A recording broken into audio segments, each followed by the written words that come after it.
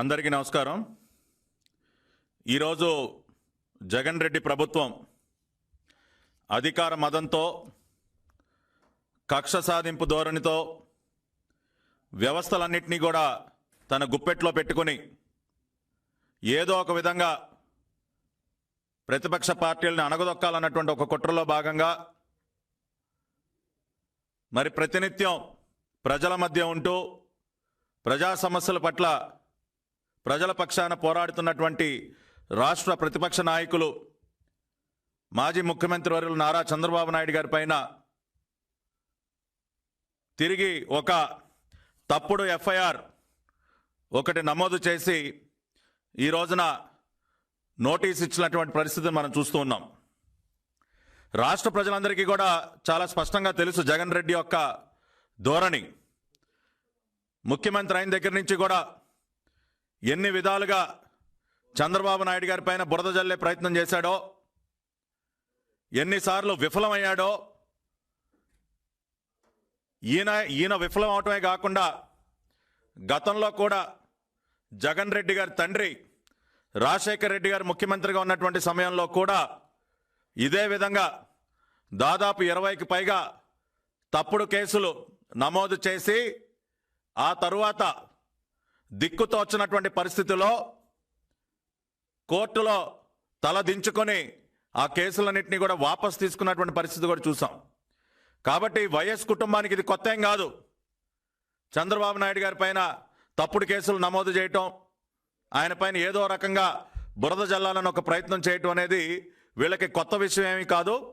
కానీ ఏ రోజు కూడా వీళ్ళు ఎన్ని కుట్రపూరితమైనటువంటి ప్రయత్నాలు చేసినా ఒక్కటంటే ఒక్క ఆరోపణ కూడా రుజువు చేయలేనటువంటి పరిస్థితి. ఎందుకంటే చంద్రబాబు నాయుడు గారు మచ్చలేనటువంటి నాయకుడు, ఏ రోజు కూడా ఏ తప్పు చేయనటువంటి నాయకుడు. తన 40 సంవత్సరాల రాజకీయ జీవితంలో ఏ ఒక్క ఆరోపణ ఎదుర్కోకుండా ఎవరు కూడా వేలెత్తి చూపని విధంగా మరి తన రాజకీయ జీవితాన్ని ముందుకు తీసుకెళ్లినటువంటి వ్యక్తి నారా చంద్రబాబు నాయుడు గారు. 14 సంవత్సరాలు ముఖ్యమంత్రిగా ఉన్నటువంటి కాలంలో కానివ్వండి, రాష్ట్ర ప్రతిపక్ష నాయకుడిగా ఉన్నటువంటి కాలంలో కానివ్వండి, ఎప్పుడూ కూడా ఒక్కటంటే ఒక్క ఆరోపణ కూడా రుజువు చేయలేనటువంటి పరిస్థితిని కూడా మనం గమనించాలి. ఇవాళ ఒక్కసారి మీరు ఎఫ్ఐఆర్ కనుక మీరు చూసినట్లయితే వైఎస్ఆర్ కాంగ్రెస్ పార్టీలో కోర్టు పక్షిగా పేరు తెచ్చుకున్నటువంటి ఆళ్ల రామకృష్ణారెడ్డి ఈ రోజున వేలాది మంది రైతుల ఉసురు పోసుకున్నటువంటి ఆళ్ల రామకృష్ణారెడ్డి రైతులు దాదాపు 450 రోజులుగా అక్కడ ఒక ధర్మబద్ధమైనటువంటి పోరాటం చేస్తుంటే కన్నెత్తి చూడనటువంటి ఆళ్ల రామకృష్ణారెడ్డి ఇవాళ ఒక తప్పుడు కంప్లైంట్ ఇస్తాడు. ఇది ఈయనకేం కొత్త ఏం కాదు. గతంలో కూడా కోర్టు పక్షిలాగా ఒక హక్కు పక్షిలాగా ఎన్ని తప్పుడు ఫిర్యాదులు చేశాడో, ఎన్ని తప్పుడు కేసులు ఫైల్ చేశాడో, ఎప్పుడు పొద్దున్న లేయిస్తే ఏ కోర్టు మెట్లెక్కుదామని చూస్తూ ఉంటాడు. కాబట్టి ఈ కోర్టు పక్షి ఇచ్చినటువంటి ఈ ఎఫ్ఐఆర్ని కనుక ఒక్కసారి మనం గమనిస్తే ఎంత హాస్యాస్పదంగా ఉందంటే ఎఫ్ఐఆర్ నంబర్ 5/2021 ఇప్పటికే ఈ కాపీ కూడా సోషల్ మీడియాలో కూడా వచ్చింది, ఎవరైనా చూసుకోవచ్చు. ఈ ఎఫ్ఐఆర్లో చెప్తారండి, నేను కొన్ని ప్రశ్నలు సూటిగా అడుగుతా ఉన్నాయి వాళ్ళ జగన్ రెడ్డిని, అదేవిధంగా కొన్ని వాస్తవాలు కూడా రాష్ట్ర ప్రజలకు తెలియజేయదలుచుకున్నా. ఈ ఎఫ్ఐఆర్ చూస్తే 24/2/2021 ఫిబ్రవరి 24, 2021 అంటండి కొంతమంది రైతులు ఆళ్ల రామకృష్ణారెడ్డి గారి దగ్గరికి వచ్చి ఏదో ఫిర్యాదు చేశారంట, ఏదో వాళ్ళకి రాజధానికి సంబంధించినటువంటి ఈ ల్యాండ్ పూలింగ్ విధానంలో ఏదైతే భూములు తీసుకున్నారో దానికి సంబంధించి ఏదో అన్యాయం జరిగిపోయిందంట. ఏమని చెప్తారండి? Fraudulently by keeping the innocent peasants అంటే farmers they were under confusion and fear of insecurity about their lands. A set of middlemen who are part of the conspiracy by making false representation that the government was going to take away their assigned lands without giving any compensation. ఇది underline చేసుకోండి. ప్రభుత్వం మీకు ఎటువంటి compensation ఇవ్వకుండా assign ల్యాండ్స్ని లాగేసుకుంటుంది, అని కొంతమంది రైతుల్ని మాయ చేసి వాళ్ళ భూముల్ని లాగేసుకున్నారంట. దానిని on that complaint we verified the GOs issued by the government and found several irregularities were committed by the respondents and caused irreparable loss to the SC and ST community. అంటే ప్రభుత్వం అంటండి ఎటువంటి కాంపెన్సేషన్ ఇవ్వకుండా assign lands, దళితులకు చెందినటువంటి assign ల్యాండ్స్ని లాగేసుకుంటుందని నమ్మించి దళితుల దగ్గర భూములు లాగేసుకున్నారంట. ఆ రకంగా తీవ్రమైనటువంటి నష్టం జరిగిందని కొంతమంది రైతులు వచ్చి, వాళ్ళ పేర్లు కూడా లేవు, stating that some farmers of his constituency. ఇక్కడే అర్థమైపోతుంది కదా నీ ఎఫ్ఐఆర్లో ఉన్నటువంటి డొల్లతనం. నిజంగా నువ్వు చేసేటటువంటి ఆరోపణలు ఏమన్నా కొంచెం అన్నా దమ్ముంటే నీకు ఫిర్యాదు చేసినటువంటి రైతులు ఎవరు, వాళ్ళకి ఏ రకంగా నష్టం జరిగిందో చెప్తావు కదా. సమ్ ఫార్మర్స్, అది కూడా ఎప్పుడండి? ఫిబ్రవరి 24, 2021, అంటే ఒక 2-3 వారాల క్రితం. ఏమయ్యా ఆళ్ళ రామకృష్ణారెడ్డి, జగన్ రెడ్డి గారిని కూడా అడుగుతా ఉన్నా, మీ ప్రభుత్వం వచ్చి 2 సంవత్సరాలు అవుతుంది కదా, ఏమైపోయారయ్యా ఈ రైతులు? ఈ సమ్ ఫార్మర్స్ ఎక్కడికి పోయారు? 2 సంవత్సరాల నుంచి నీ తాడేపల్లి ప్యాలెస్లో నిద్రపోతా ఉన్నారా? వేసావు కదా, మంత్రుల ఉపసంఘం అన్నావు, సిట్ అన్నావు, సిఐడి అన్నావు, అధికారులకు సన్మానాలు అన్నావు. వాళ్ళ దగ్గరికి ఎందుకు వెళ్ళలేకపోయారు? ఇవాళ నువ్వు చెప్తున్నటువంటి ఆ సమ్ ఫార్మర్స్, పేరు ఊరు లేనటువంటి ఆ రైతులు 2 సంవత్సరాల నుంచి ఏమైపోయారు సార్? తాడేపల్లి ప్యాలెస్లో తొంగున్నారా? 2 సంవత్సరాల నుంచి మీ సిట్టులు, మీ మంత్రివర్గాల ఉపసంఘాలు, నీ సిఐడీలు కనపడలేదా? ఎవరికి కథలు చెప్తావా నువ్వు? లేనటువంటి కొంతమంది రైతుల్ని వాళ్ళు సృష్టించి ఇటువంటి ఒక తప్పుడు ఎఫ్ఐఆర్ నమోదు చేస్తావా? ఫిబ్రవరి 24 అంటండి, రాష్ట్ర ప్రజలందరూ అర్థం చేసుకోండి. ఫిబ్రవరి 24, 2021 ఆళ్ళ రామకృష్ణారెడ్డి గారి దగ్గరికి వచ్చారంట రైతులు. 2 సంవత్సరాల నుంచి లేనటువంటి ఇబ్బంది, 2 సంవత్సరాలుగా పాపం జగన్ రెడ్డి గారి ప్రభుత్వం, ఆళ్ళ రామకృష్ణారెడ్డి గారు మన ముందున్నారని తెలియనటువంటి కొంతమంది సడన్ గా ఊడిపడిపోతారు. ఎంత గొప్పగా నమ్మించే ప్రయత్నం చేస్తారా ఇటువంటి తప్పుడు కేసులు పెట్టి? ఇవాళ వాస్తవం తెలుసుకోండి. ఇవాళ జరిగినటువంటి కుట్రేంటో తెలుసా? రాష్ట్ర ప్రజలందరూ కూడా అర్థం చేసుకోవాలి. విషయం ఏంటంటే ఫిబ్రవరి 24న ఈ కంప్లైంట్ ఫైల్ చేయడానికి గల కారణం ఏంటి? దానికి వారం రోజుల ముందు నుంచి విశాఖపట్నం స్టీల్ ప్లాంట్కి సంబంధించి అనేక రకాలైనటువంటి వాస్తవాలు బయటపడుతూ వస్తున్నాయి. ఫిబ్రవరి 20న 2021న అన్ని ప్రముఖ దినపత్రికల్లో పోస్కోలు కబుర్లు, జగన్ రెడ్డితో చీకటి ఒప్పందం, ప్రతి స్టేజ్లో కూడా జగన్ రెడ్డి పాత్ర అనే టైప్లో అనేక రకాలైనటువంటి వార్తా కథనాలు. అంటే పోస్కో కంపెనీతో జగన్ రెడ్డి గారు చేసుకున్నటువంటి చీకటి ఒప్పందాలు, ఏ రకంగా తన స్వార్థం కోసం స్టీల్ ప్లాంట్ని తెగనమ్ముతా ఉన్నాడో కరెక్ట్గా ఫిబ్రవరి 24కి ఒక వారం రోజుల ముందు నుంచి మొదలైంది హీటు. దానికి 3 రోజుల ముందు ఫిబ్రవరి 17వ తేదీన స్వయంగా చంద్రబాబు నాయుడు గారు విశాఖపట్నం వెళ్ళి జగన్ రెడ్డి చేస్తున్నటువంటి మోసాన్నంతా ప్రజలకు చెప్పి సవాల్ విసరటం జరిగింది. మా పార్టీ నాయకులు పల్లా శ్రీనివాస్ గారు ఆమరణ నిరాహార దీక్ష కార్యక్రమం చేపట్టి అది బలవంతంగా మరి ఆ రోజున ప్రభుత్వం విరమింపజేసిన సందర్భంలో వైజాగ్ వెళ్ళి సవాల్ విసిరారు. స్టీల్ ప్లాంట్ విషయంగా అన్ని వాస్తవాలు చెప్పి, అంటే ఒక్కొక్కటిగా విశాఖపట్నం స్టీల్ ప్లాంట్లో జగన్ రెడ్డి పాత్ర బయటపడుతున్నటువంటి సందర్భంలో ఎప్పుడైతే విశాఖపట్నం వెళ్ళి చంద్రబాబు నాయుడు గారు ఫిబ్రవరి 17వ తేదీన అన్ని వాస్తవాలు విశాఖపట్నం ప్రజలకు తెలియజేసి సవాల్ విసిరారో, ఎప్పుడైతే కుట్రంతా కూడా ఒక్కొక్కటిగా బయటపడుతూ ఉందో అప్పుడు ఫిబ్రవరి 24వ తేదీన మళ్ళీ ఒక తప్పుడు కేసు ఈ కోర్టు పక్ష చేత ఫైల్ చేయిస్తారు.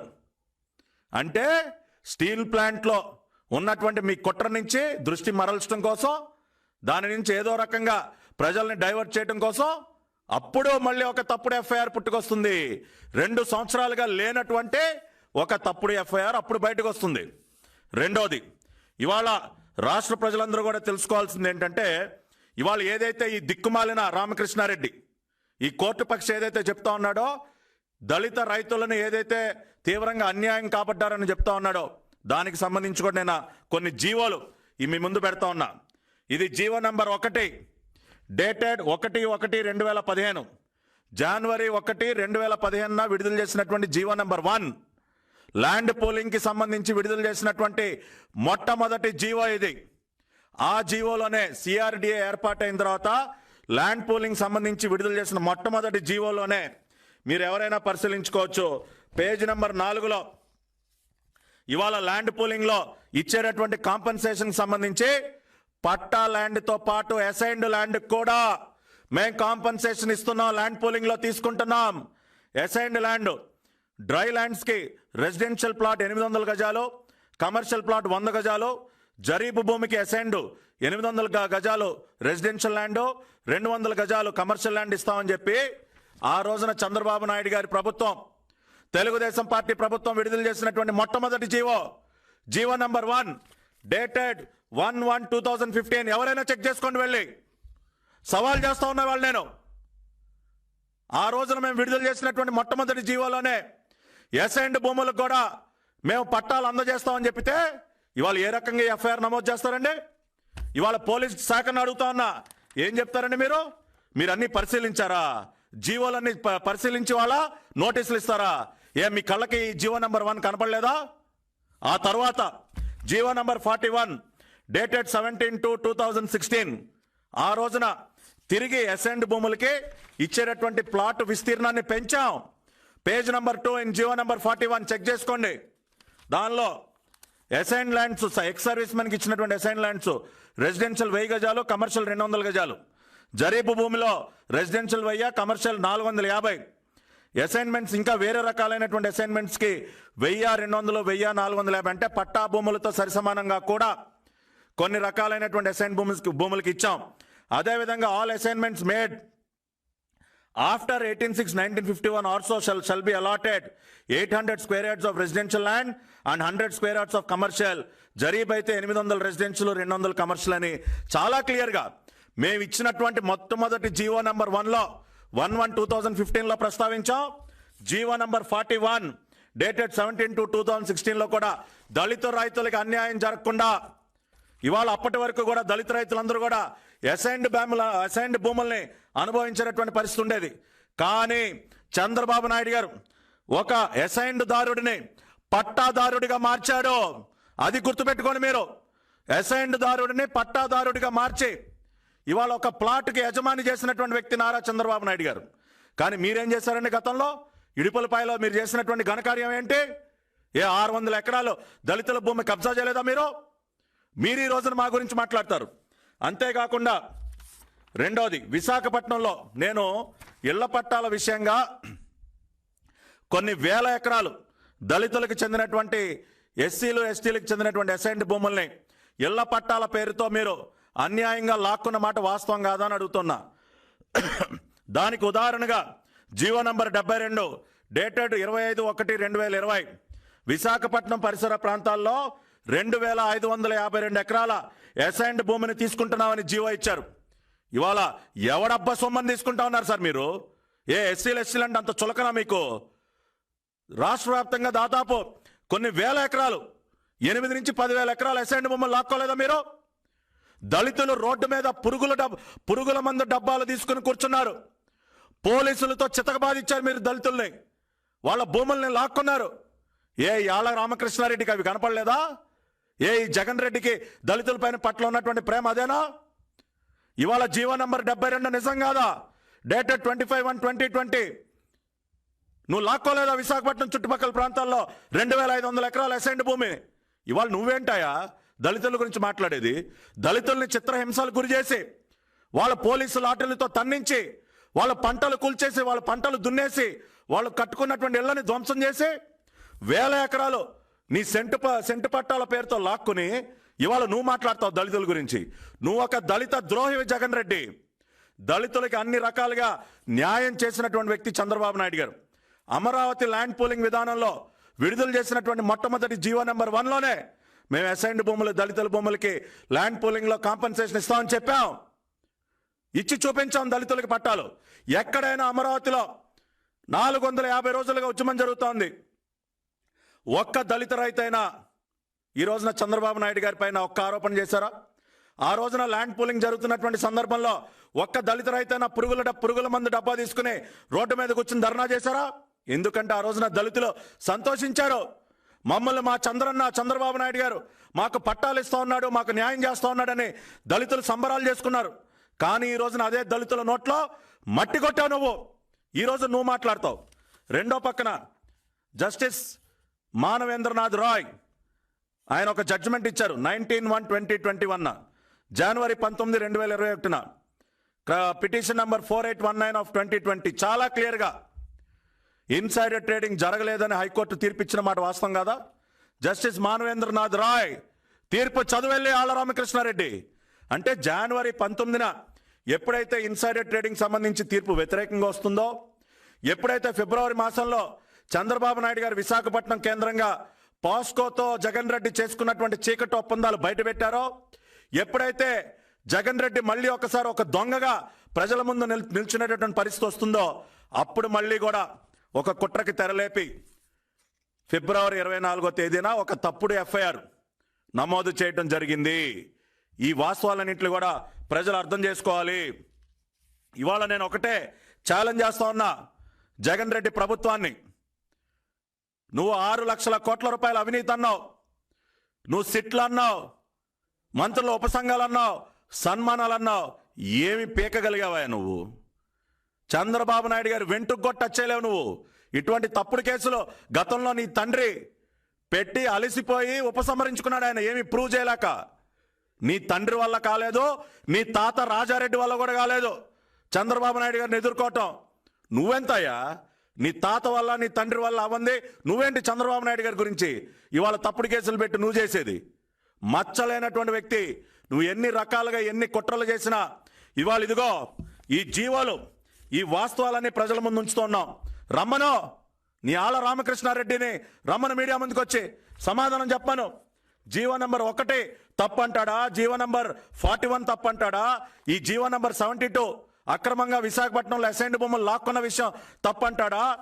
మరి ఫిబ్రవరిలో పాస్కో యొక్క నిజాలు బయటపడుతున్నటువంటి సందర్భంలో పత్రికల్లో ఎప్పుడైతే కథనాలు వస్తూ ఉన్నాయో వాటి నుంచి దృష్టి మరల్చడం కోసం సడన్ గా ఫిబ్రవరి 24వ తేదీన ఈ తప్పుడు ఎఫ్ఐఆర్ పుట్టుకురావడం తప్పంటాడా? రమ్మనండి.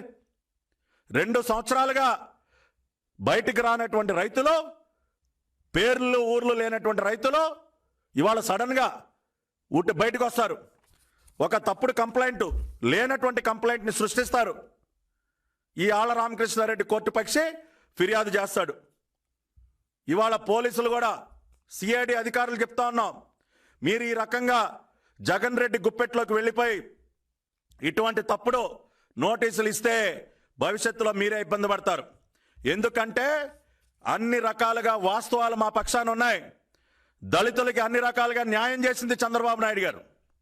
అది అమరావతి రాజధాని ప్రాంతంలో కానివ్వండి, మిగతా మీరు ఏ రకంగా చూసినా కూడా అన్ని రకాలుగా దళితుడికి ఒక్క పైసా నష్టం లేకుండా అన్ని రకాల జాగ్రత్తలు తీసుకుని మేము దళితుల పక్షాన నిలబడితే, వేల ఎకరాలు వాళ్ళ ఇళ్ల పట్టాల పేరుతో కబ్జా చేసి దళితులను హింసించి లాఠీ దెబ్బలతో తన్నించి పురుగుల మందు తాగే విధంగా చేసి వేల ఎకరాలు తీసుకునే విధంగా మరి ఇటువంటి జీవోలు ఇచ్చి దళితులకి నష్టం చేసింది మీరు. అమరావతి ప్రాంతంలో కానీ ఇంకెక్కడైనా కూడా దళితులకి అన్ని రకాలుగా న్యాయం చేసింది నారా చంద్రబాబు నాయుడు గారు. ఇవాళ కేవలం ఎప్పుడైతే కోర్టు తీర్పులు మీకు వ్యతిరేకంగా వస్తున్నాయో, ఎప్పుడైతే విశాఖపట్నం స్టీల్ ప్లాంట్గా మీ బండారం అంతా ఒక్కొక్కటిగా బయటపడుతుందో, మళ్ళీ కూడా ఆ టాపిక్ని డైవర్ట్ చేయడం కోసం, ప్రజల దృష్టిని మరల్చడం కోసం మాత్రమే ఫిబ్రవరి 24వ తేదీన మళ్ళీ ఒక తప్పుడు ఎఫ్ఐఆర్ని పుట్టించారు. అంతకుముందు 2 సంవత్సరాలుగా లేనటువంటి, ఎక్కడా కనపడినటువంటి ఈ రైతులు సడన్గా లేనటువంటి రైతులు ప్రత్యక్షం అవుతారు. ఆళ్ల రామకృష్ణారెడ్డి గారికి ఒక ఫిర్యాదు ఇస్తారు. కాబట్టి ఇప్పటికైనా మీ నాటకాలు కట్టిపెట్టండి అయ్యా. మీరు ఇటువంటి డ్రామాలు, ఇటువంటి కుటిల ప్రయత్నాలు ఎన్ని చేసినా కూడా బలంగా తిప్పికొట్టగల సత్తా మాకుంది. ఎందుకంటే న్యాయం మా పక్షాన ఉంది, ధర్మం మా పక్షాన ఉంది, నిజాయితీ గల నాయకుడు నాయకత్వంలో మేము పనిచేస్తున్నాం. కాబట్టి చంద్రబాబు నాయుడు గారి పైన ఇటువంటి బురద జల్లే కార్యక్రమాలు మానుకొనే ఇవాళ రాష్ట్రానికి సంబంధించి ఇవాళ ఉన్నటువంటి అనేక అంశాలు, నువ్వు స్టీల్ ప్లాంట్ని ఏ విధంగా కాపాడుతావు, విభజన చట్టంలో ఉన్నటువంటి అంశాలు ఏ రకంగా సాధిస్తావు, నువ్వు ఇచ్చినటువంటి హామీలను ఏ రకంగా అమలు చేస్తావు, వీటి మీద దృష్టి పెట్టు. నీకు నిజంగా దళితుల పట్ల చిత్తశుద్ధి ఉంటే నువ్వు ఇళ్ల పట్టాల పేరుతో కబ్జా చేసినటువంటి ఆ దళితుల భూమి అంతా కూడా తిరిగి ఇచ్చాయి. బిల్డేపీ పేరుతో దళితుల భూమిని తెగనమ్ముతావు, ఇళ్ల పట్టాల పేరుతో దళితుల భూమిని లాక్కుంటావు, చిత్రహింసలకు గురి చేస్తావు. ఇడుపులపాయలోనే 600 ఎకరాలు దళితుల భూమిని లాక్కున్న చరిత్ర నీ కుటుంబానిది. ఆ రోజున నీ తండ్రి ఏమంటాడండి ఇవాళ అసెంబ్లీలో? చట్టాలు తెలియక చేశారంట ఆ పని. చట్టాలు తెలియనటువంటి పరిస్థితిలో మీరున్నారా? మేము నమ్మాలి. కాబట్టి ఇటువంటి ప్రయత్నాలు మానండి. చంద్రబాబు నాయుడు గారు మీ ఎన్ని కుట్రలు చేసినా ఆయన్ని కృంగదీయటం కానీ, ఆయనకి నష్టపరచడం కానీ, ఆయన పైన ఏదన్నా ఒక ఆరోపణ రుజువు చేయటం కానీ మీ వల్ల కాదు. నీ తండ్రి రాజశేఖర రెడ్డి వల్లే కాలేదు జగన్ రెడ్డి. కాబట్టి ఇటువంటి పిచ్చి వేషాలు మానుకొని న్యాయబద్ధంగా ధర్మబద్ధంగా ఏదైనా ఉంటే ఎదుర్కో. మొన్నేదో అప్రజాస్వామికంగా ఎన్నికల్లో ప్రజల్ని భయపెట్టి గెలిచానని చెప్పి నీ ఇష్టానుసారం విర్రవీగితే ఎవరు కూడా చూస్తూ కూర్చునే పరిస్థితుల్లో లేరు. వాస్తవాలన్నీ ప్రజలకి తెలియజేస్తాం, నిన్ను నిలదీస్తూనే ఉంటాం, ఎండగడుతూనే ఉంటాం, ప్రజల పక్షాన పోరాటం చేస్తూనే ఉంటాం. ఆ విషయాన్ని నువ్వు గుర్తుపెట్టుకోవాలని చెప్పి ఒక్కసారి జగన్ రెడ్డిని హెచ్చరిస్తూ ప్రజలందరినీ కూడా ఈ వాస్తవాలు, ఈ కుట్రలు అర్థం చేసుకోవాలని ప్రజలందరికీ కూడా విన్నవించుకుంటూ సెలవు తీసుకుంటున్నాను. నమస్కారం.